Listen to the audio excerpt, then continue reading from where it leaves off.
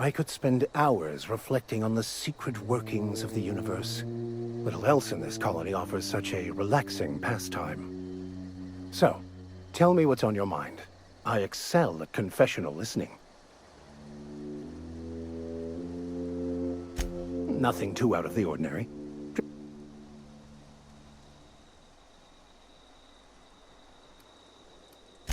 That's what my parents called it. I grew up in a pit of a town, much like Edgewater. I was destined to be a laborer like my parents, but I was infected early with a need to solve the equation. My passion didn't sit well with them.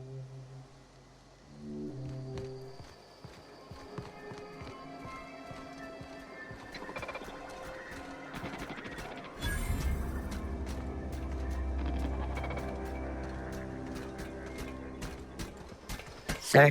I could probably fix that. I mean, if you wanted me to.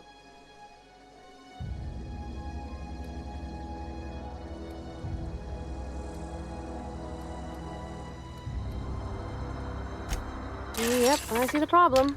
His nav mod got dislodged. Must have taken a tumble. Just gotta give it a good push and wait for the click. There we go. Jeremy's good as new. Well, new by Spacer's Choice standards anyhow. His name's Jeremy, by the by. Navigation systems operational. Optimal path toward repair bay detected. Initiating self-diagnostics.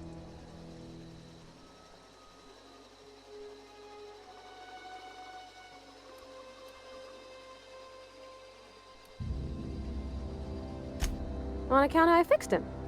And he's Jeremy on account of his helmet. It's like Jeremy, the officer in True Romantic Tales of the Space Guard.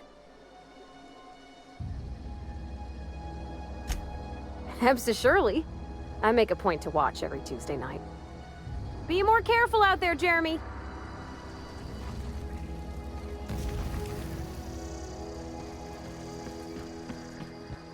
This is the simple truth. We are all molecular machines. The body is a collection of atoms. The mind is a consequence of chemical reactions. Therefore, our lives are predestined along a path that is only visible in retrospect. Life is fated and unstoppable. I don't know, Mr. Vicar. That seems like quite a leap.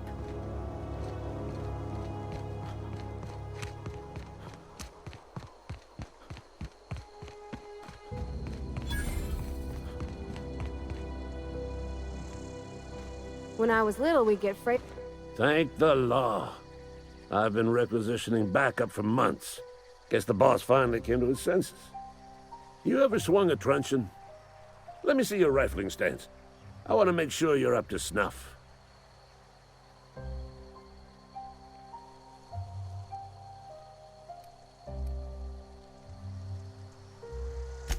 I told Silas I'd pay my dues if he agreed to join the resistance. Guess this means he's finally heard the calling.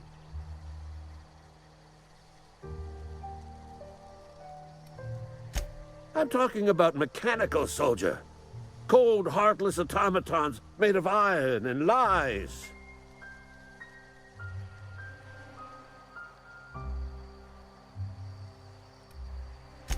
That's right. That's what I've been saying. We gotta square our shoulders and stand ever vigilant. Auto-mechanicals. Creatures forged in the fires of malevolence. I seen them over by the old power plant, clattering about, firing at the birds, orchestrating their uprising. When the swarms of mechanicals come clanging on over that hill, where will you be? Cowering beneath your cot? Or standing shoulder to shoulder with the resistance?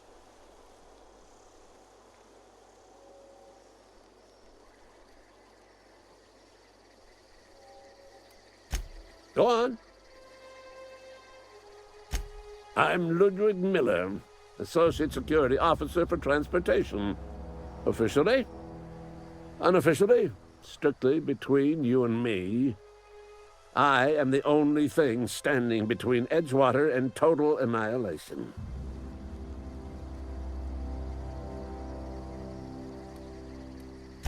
I've been gathering up a war chest over the years. So tuna cans, mostly. Some Spacer's chaw.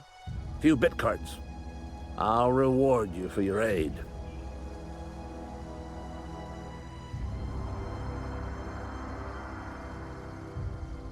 Enlistment fees. Yeah, I suppose. Wouldn't want to give the Resistance a bad name. They have sent a scout, prowling around the junkyard just behind our beloved town. You did? Well, color me impressed, soldier.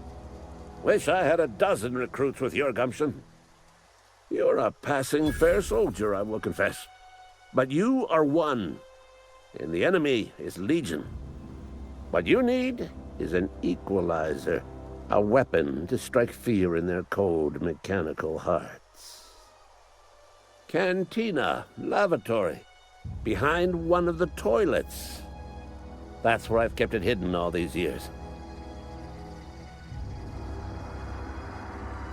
Sharp, ain't it? The lavatory is the very last place a mechanical has need to enter. On the double, soldier. Don't want the bartender poking around in there with a mop.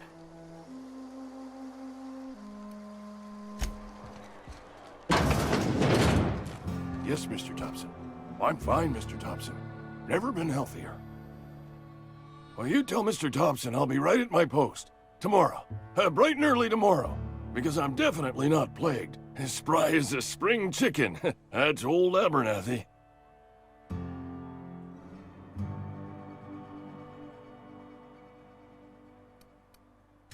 You some sort of wandering alienist? Walking into a man's own domicile, pestering him about his mental state?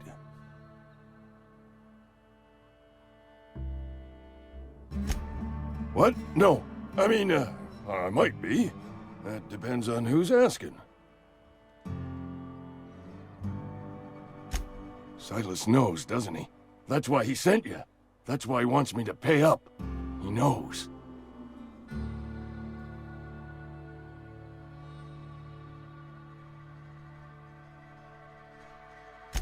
I'm dying. I'm not long for this world. The date of my expiration is fast approaching, and soon I shall be ushered through the great cannery in the skies. Don't say that, Mr. Abernathy. You still got a couple decades in you. I'd steer clear, Ms. Holcomb. My affliction's bound to be contagious. It's plague. Has to be. Silas knows. He knows I got one foot in my grave, and now he wants to charge me for the other one.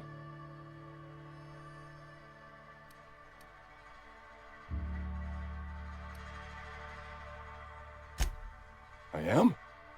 Law, help me. Paranoia is one of the plague's known symptoms. I'll pay your fees. I don't want any trouble from Silas. But if you could see a way to freelancing for me, I could really use the help.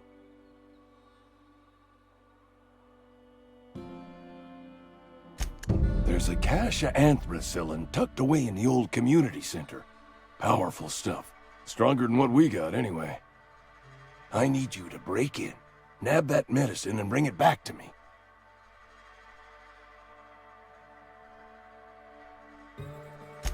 You oblige me with your haste. I think I feel the plague spreading. Oh, Law, it's in my spleen now. I can feel it.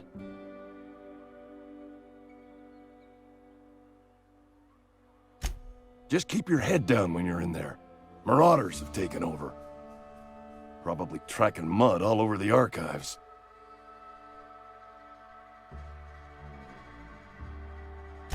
I know that, but I got nobody else to turn to. Reed would have wrote me up. Constable would have locked me up and wrote me up. Could have gone to see the good vicar, but I never did find my courage. I am sorry to hear that, Mr. Abernathy. My confessional is always open. Except for right now. I know. Should have availed myself of your services days ago. Thanks anyway, Vicar.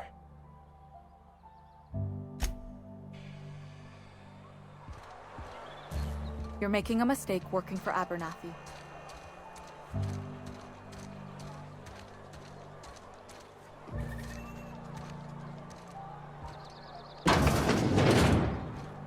Oh, I cut my own hair. But Conrad sells real good disinfectant. Please don't touch anything. Your hands are probably crawling with germs. Physical hygiene recapitulates moral hygiene. Cleanliness is next to lawfulness.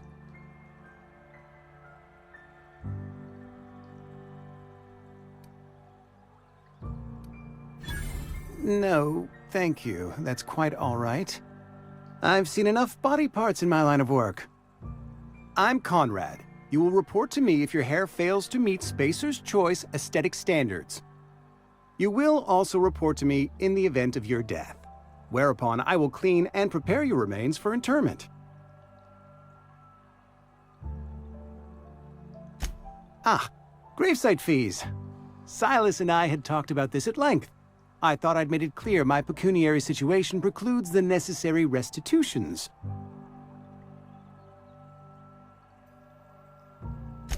As broke as pie crust, friend. Bitless, indigent, destitute. I simply cannot afford it. I am a blemish on the prosperity of our fair settlement. When I expire, I expect Silas to toss my body into a ditch.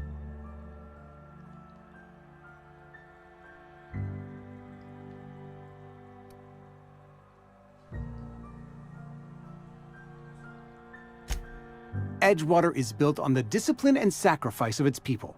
Say what you will about our town, but we all pull together.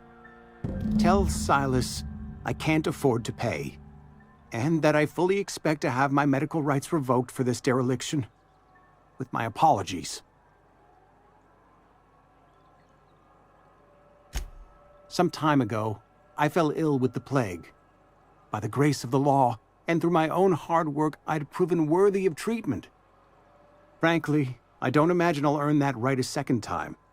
The barber work hasn't been profitable, you see. I've had to keep this old place running with my own savings.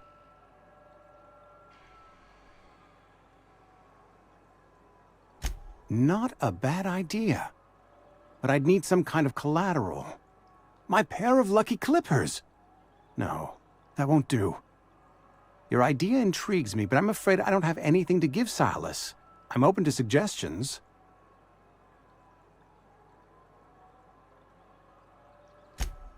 Much obliged.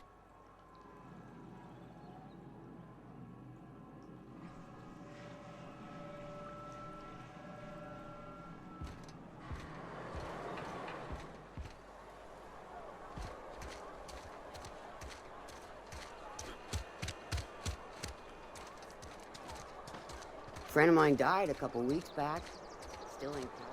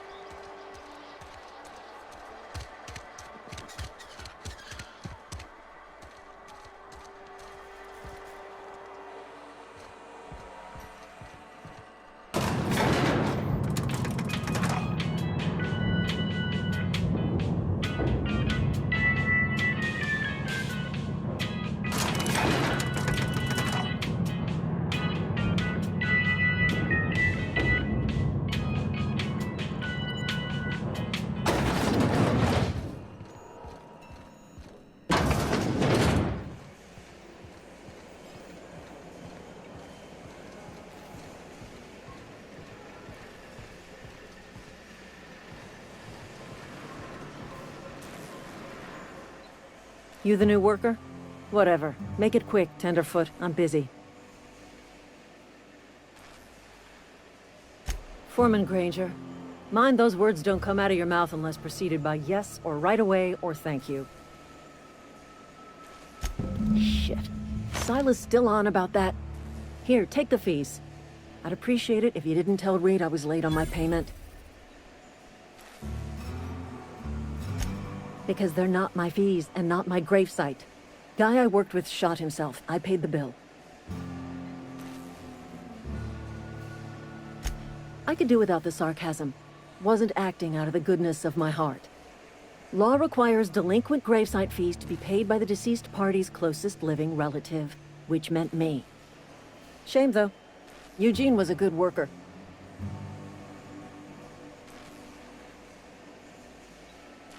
Woke up one morning and put a round through his upper story. Can't imagine why. The kid was doing all right at his desk. We all thought he was an upstanding receptionist. Just between the two of us, I'm pretty shocked his weapon didn't misfire. Spacer's Choice handguns aren't the most reliable.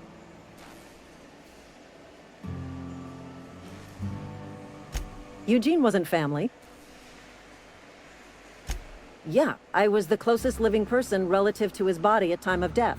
I'm the one who found him, you see, so I pay the fines. Suicide's a crime. The legal term is irreparable damage to company property. What Eugene did to himself was vandalism.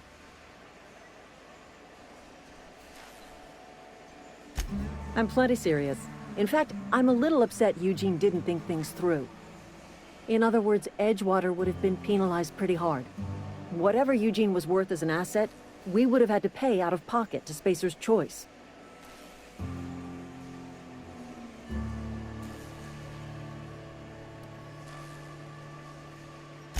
Look around. Edgewater ain't exactly swimming in luxury. We can't afford to pay the body price of a suicide. All I know is Silas asked me for Eugene's gravesite fees, which means he was approved for burial, which means his papers went through, which means the town's in the clear. I'm just glad to put this whole ugly affair behind me. Eugene can rest his bones in peace, and the rest of us can get on with our own lives.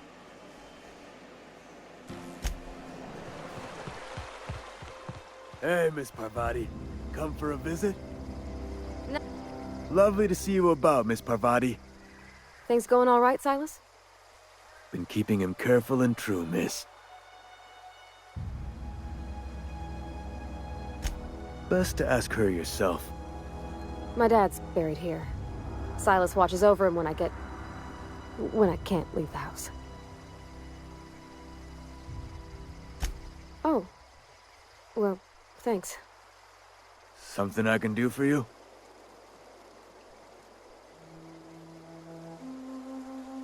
You run into any trouble? Conrad's barbershop is a yawning pit that swallows his every bit. I keep telling him he should cut a few corners, skimp out on the disinfectant. You gotta put the squeeze on Conrad. Find some dirt on him. Maybe check his back room. That's the word, extortion. Been on the tip of my tongue all day.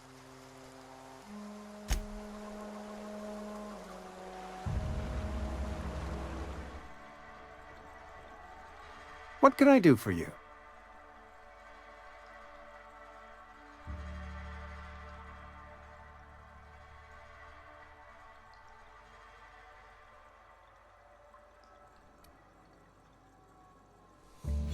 Oh? Am I in the company of a fellow doctor?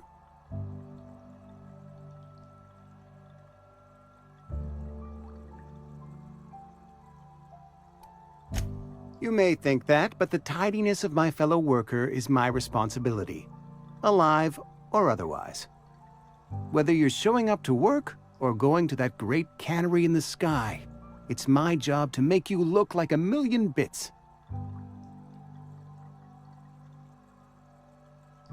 You know about Eugene? How? Then, you know Phyllis suggested selling off Eugene's gold teeth. I didn't approve of the idea then, and I don't approve of it now. Eugene's golden teeth were a family heirloom, representing 3 generations of poor dental hygiene. He took them to his grave.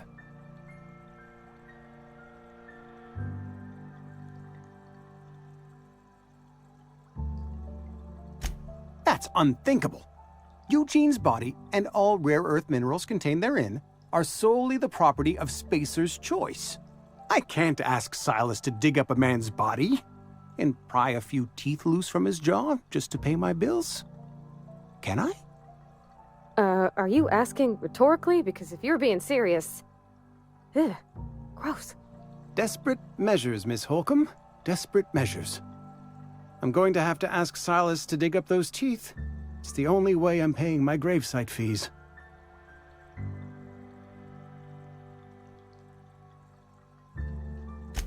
I'm sure that I have no other choice. Here you are. Gravesite papers affixed with my signature and an IOU. Eugene was not a suicide. He put a bullet in his brain, yes, but that's largely a technicality. I was the one who prepared Eugene's body for interment. I discovered symptoms of the plague on his corpse, and I discovered medicine in his pocket. Lots of medicine. Eugene overdosed on adrenatime, which is known to cause psychosis and paranoia as possible side effects. The paranoia drove him to take his own life.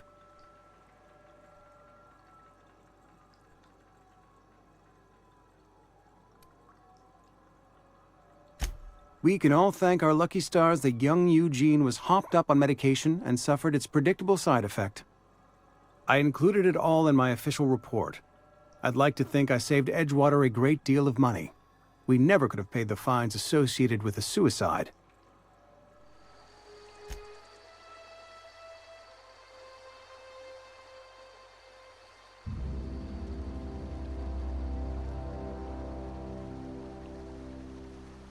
You run into any trouble? Reliable work from a freelancer. That's gonna take some getting used to. And I'll buy you a drink sometime. Oh, suppose you've earned it. One good turn deserves another. Abernathy was sick? With the plague? That's disgusting. I shook hands with the guy.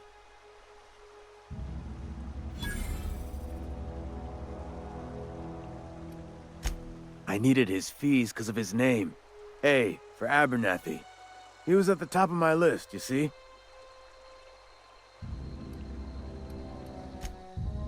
Never seen the Vale lit up like this before. Feast your eyes, soldier.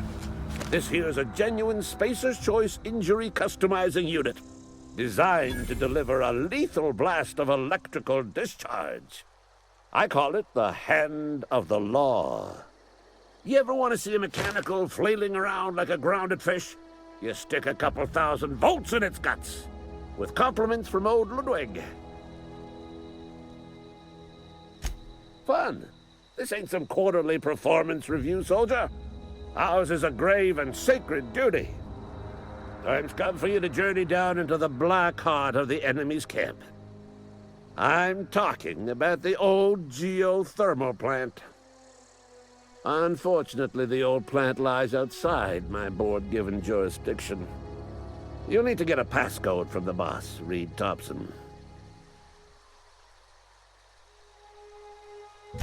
I've been after a passcode for years. Boss said no on account of my gross incompetence with all matters related to security. I need you to get us the brain of a mechanical. Well, not exactly a brain. Anatomically speaking, what we're looking for is a logic module.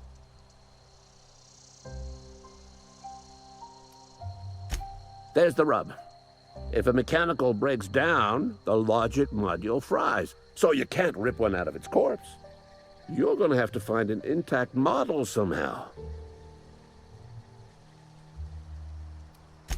I don't reckon so. I work with gears and pistons and such. Stuff you can put hands to.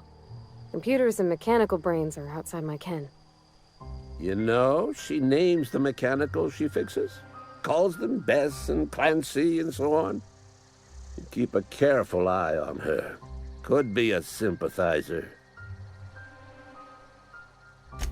If you die horribly, I will pour out a can of 0G to your memory. Is this your ship? Oh my stars, she is just so handsome! Does she have a name yet? What's her drive model? Oh, gosh. Listen to me babbling. When I was in Edgewater, I dreamed of flying on a real ship, working on a real engine, belonging to a proper crew. I'm the only decent mechanic Edgewater's got, but every time I think of going back, I get this sinking feeling.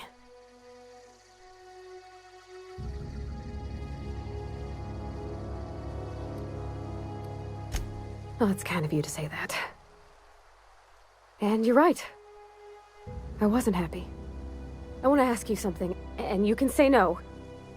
But... can I come with you?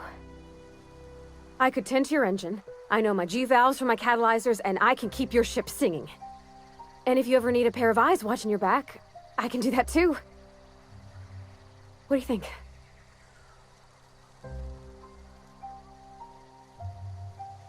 Yes! I mean, thanks. You won't regret this, mister. Captain. I can call you Captain now. Ha! I got a captain.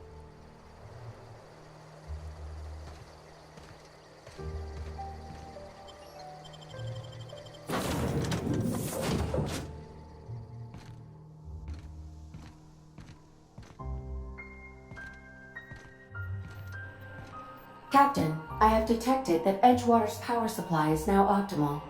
I applaud your willingness to invest your time in the local community.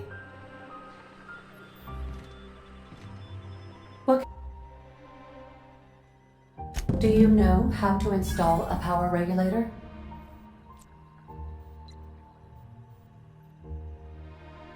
Outstanding, Captain. Your aptitude for engineering will prove invaluable in the event of another catastrophic engine failure.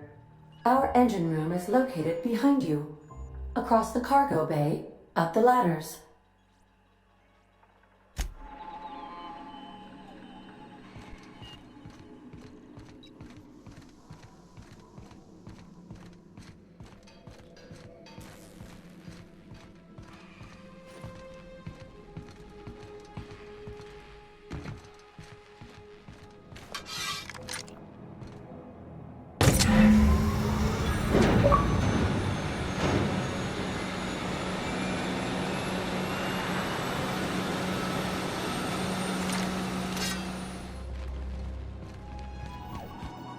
What can I do for you, Captain? All systems are operating within acceptable parameters. I am prepared to bring the unreliable into low-altitude orbit. This should prove an adequate test of our flight capabilities.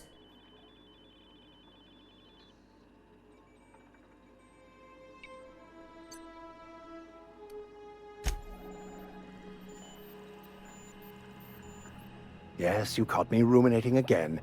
Guilty as charged. What's occupying your thoughts?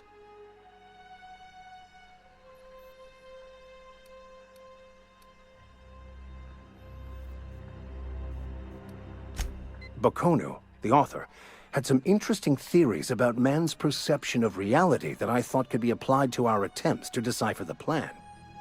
Unfortunately, he was also one of the founders of the Philosophist school of thought, so the book is banned in this colony. Philosophism's a false religion that stands in contradiction to almost everything we know to be true. They believe all is chaos, in stark contrast to OSI's belief in the plan.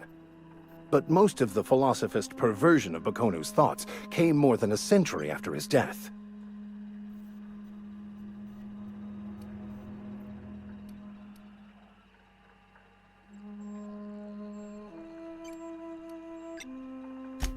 I've been thinking on that. There's a former infamous Philosophist scholar who fled Terra 2 some years ago. He's an expert on Bakonu. He's also who told me of the journal's presence in Emerald Vale. If anyone in this colony could translate that book, it would be him.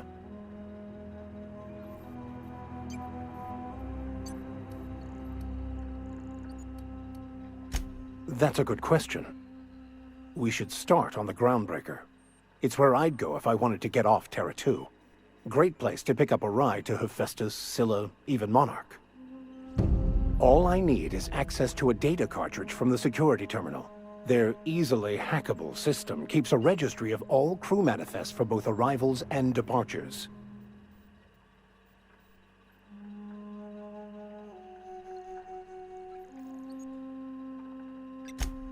I'll comb the last 6 months of departure manifests to track the Philosophist's off-world destination.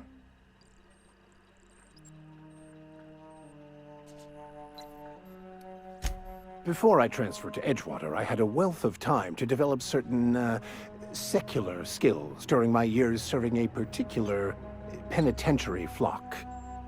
I meditated, led sermons, provided guidance to the inmates as needed, of course. I also played prison yard tossball and taught myself a bit about computronic security systems. Thank you, Captain.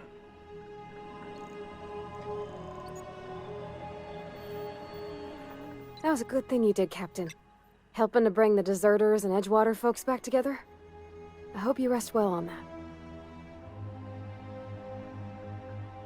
In the bar? When I asked if you were a drinker? Sorry. I know, it's none of my business.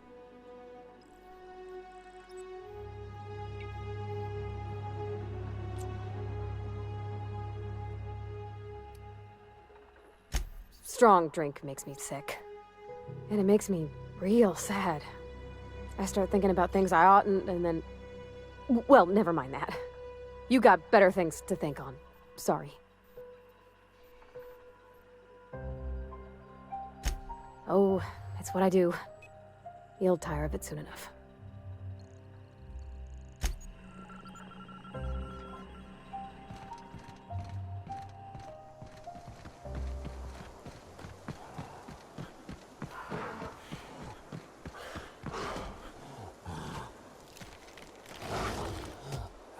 Trying.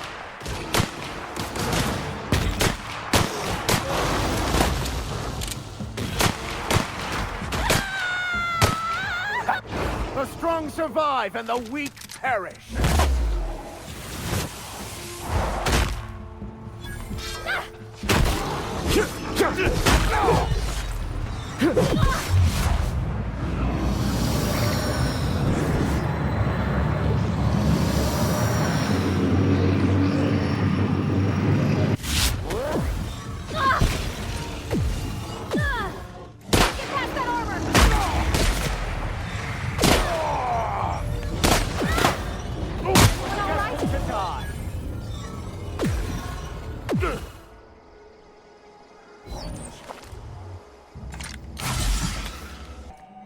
All systems are now operating within acceptable parameters.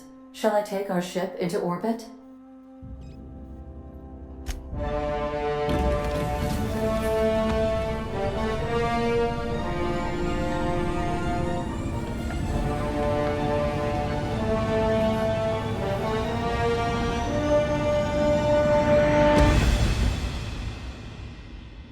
We have received a communication request from Dr. Phineas Wells.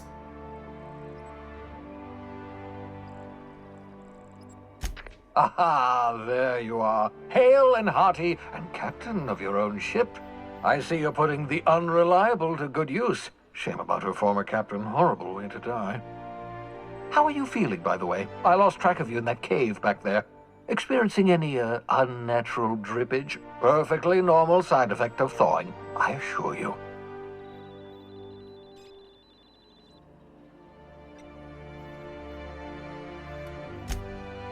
Oh, that, yes, that's probably permanent. I wouldn't worry about it, though. I'm sure you're fine. What you saw in Emerald Vale is happening all across the colony. Food shortages, lack of supplies, and basic necessities. We're dying. The chairman, the minister, and all their lackeys on the board are to blame. The Hope has some of the brightest minds Earth ever sent us. If we can revive the Hope's colonists, they can help us undo the board's mistakes. They can help us set things right. You need to get to Stellar Bay on Monarch. I have contacts there. They'll help me, help us, find the chemicals to revive your fellow colonists. Gladys Kelly, lovely woman, runs a cozy little black marketing outfit on the Groundbreaker. She can get you a nav key to land on Stellar Bay.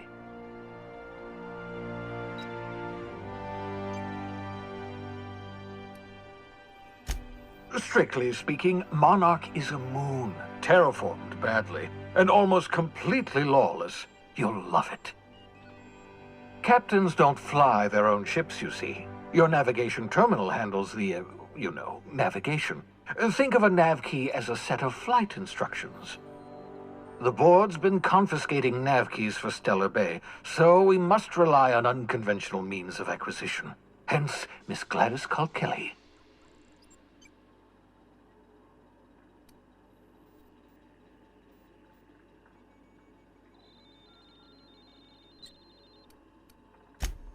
In theory, I suppose you could land your ship in Cascadia, and in theory, I suppose you might survive the experience.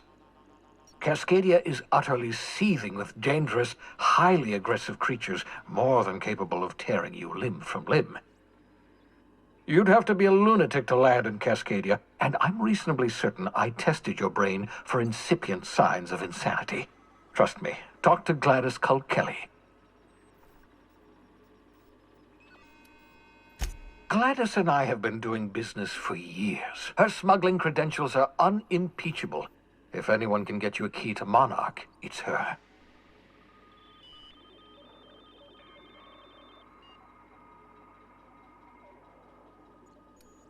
Criminals? Goodness, no. Smuggling is a perfectly legitimate business venture.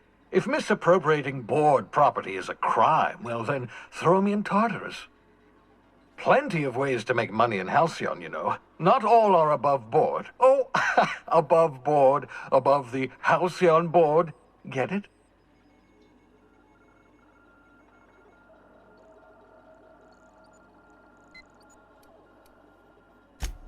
Laughter. Good.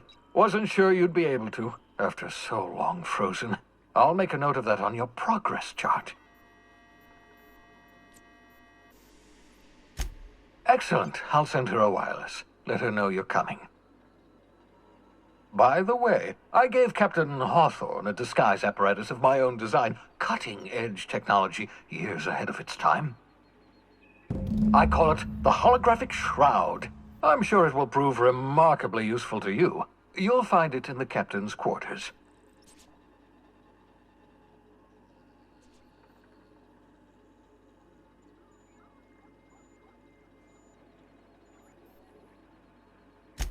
Excellent.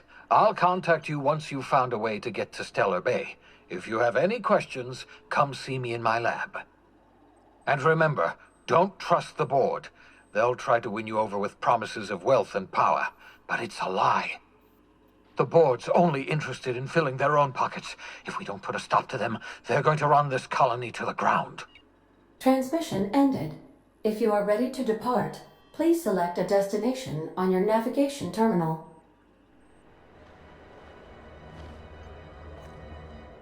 Hey, Captain. I heard that Groundbreaker's got a real good engineer. A lady named Junlei Tennyson. I was thinking that maybe I ought to meet her. If you got time to swing us by, I mean. I don't got much experience fixing actual spaceships. I bet you a can of Borston beans she could teach me all manner of stuff.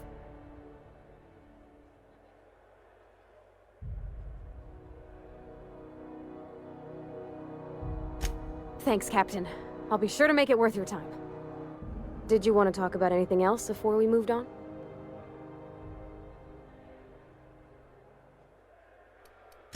Sure thing, Captain. I'll be waiting back at the...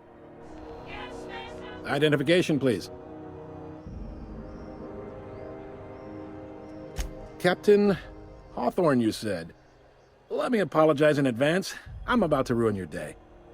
According to your ship's record, you've been flagged by the board. Your ship will be impounded until such a time as they see fit to lift it.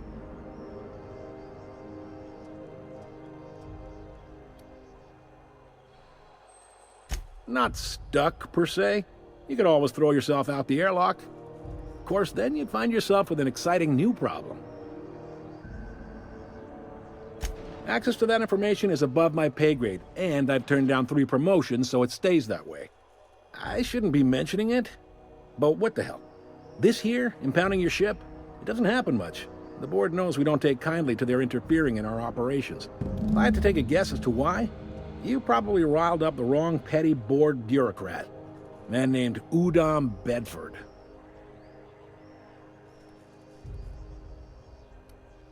You take the starch out of him, well, you won't hear any complaints from me. Oh, and if you're headed that way, would you mind doing me a favor?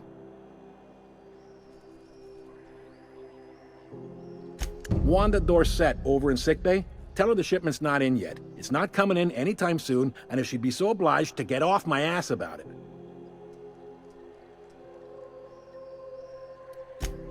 A handful of SAM cleaning units retrofitted for surgery.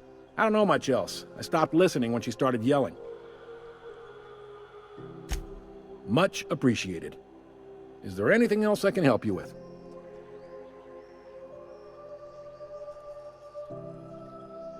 The fence. You'll find her in the rest and go, on your left when you enter the promenade. Make sure you bring an empty belly.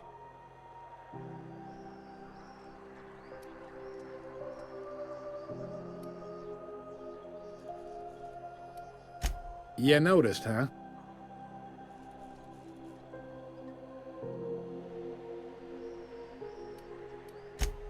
They can't abide an independent township, especially not one they gotta depend on. We're the first and last stop out of this colony. All their interstellar freighters come through us, and we skim a few bits off the top in manifest processing fees with every one. Folks around here will bluster that the board hates our freedom, but really, they know we can stop their out-system shipments anytime we like, and that terrifies them.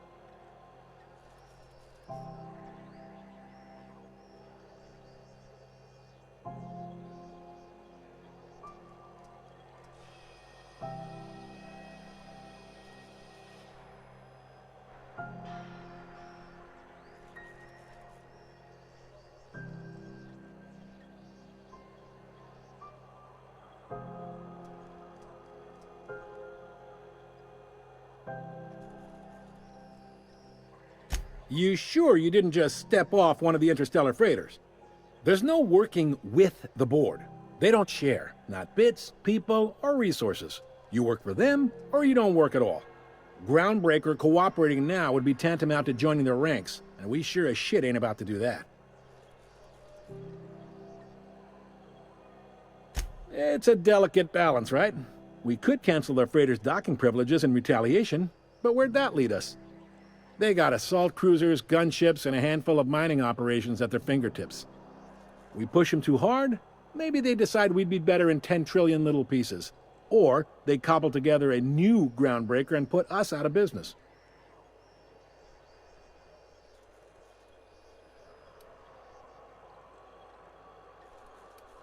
He's friendly enough unless you speak ill of the board. Get the sense he doesn't care for Groundbreaker much. Not that he would, being a board man and all. He's our liaison.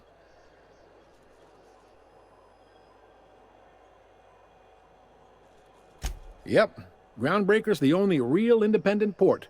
Aside from us, there's just tramp freighters and wildcat miners. Seems like every year the board's offices get bigger and their ships take up more of the landing base.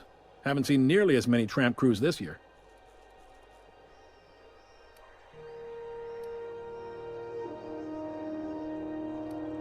Sure thing. Maybe. Most of the shipping traffic in the system passes through Groundbreaker. Every couple of months, we even get a big interstellar freighter. Two biggest operations are the board. That is, Halcyon Holdings and Sublight Salvage. But there are independent operators around the promenade deck. Most of those jobs are going to take you off station, though.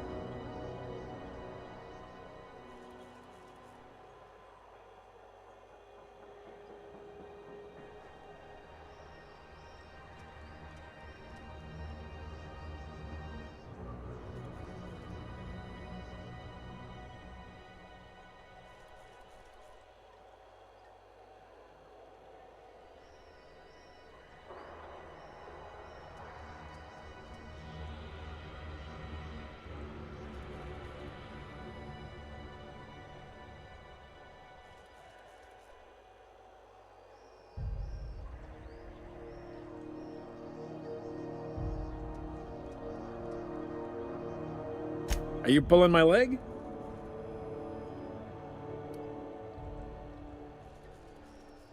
Goes like this. Back on Earth, before the crossing, the powers that be were selling off stakes in distant star systems they thought had potential. A bunch of companies decided to throw in together and form the Halcyon Holdings Corporation, then buy up the rights to this here colony. That group's what we now call the Board.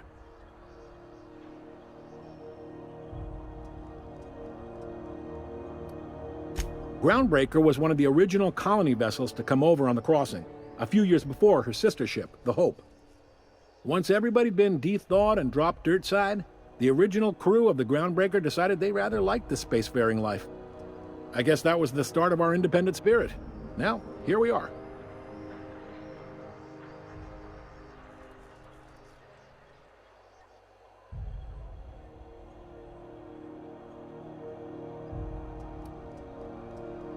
Sitting around drinking whiskey and smoking cigars, yeah, probably.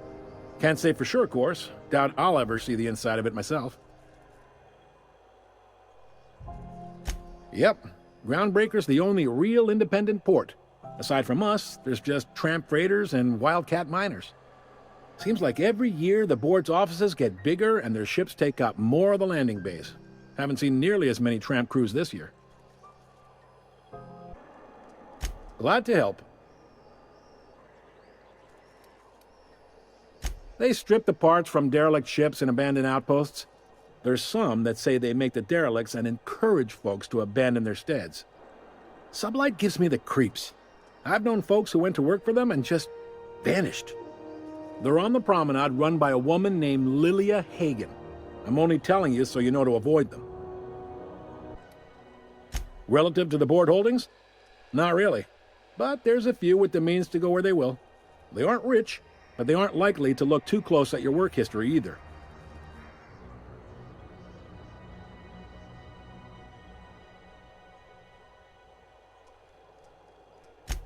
Commandant Sanita might have a couple of folks she needs killed. Bad folks, I mean. Not regular folks. She'll be at the security desk behind me. Chief Junlei might have an errand needs running. She's all tied up trying to fix our heat problem. You'll find her in engineering. If you're thinking to make a career here, don't waste your time. Full-time jobs on Groundbreaker tend to be inherited, or go to a fellow crew member's kid. Keep it in the family, you know.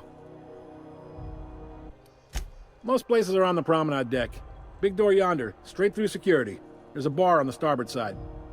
I got a preference for the Lost Hope myself. Talk to Vera. She'll set you right. You need anything else? You let me know. Don't want anyone saying Groundbreak. Be seeing you.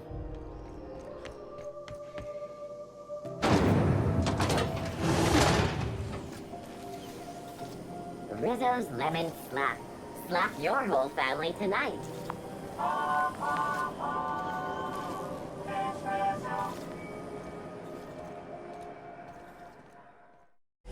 un de cul estic espantat. Li fumo tant que estic cansat.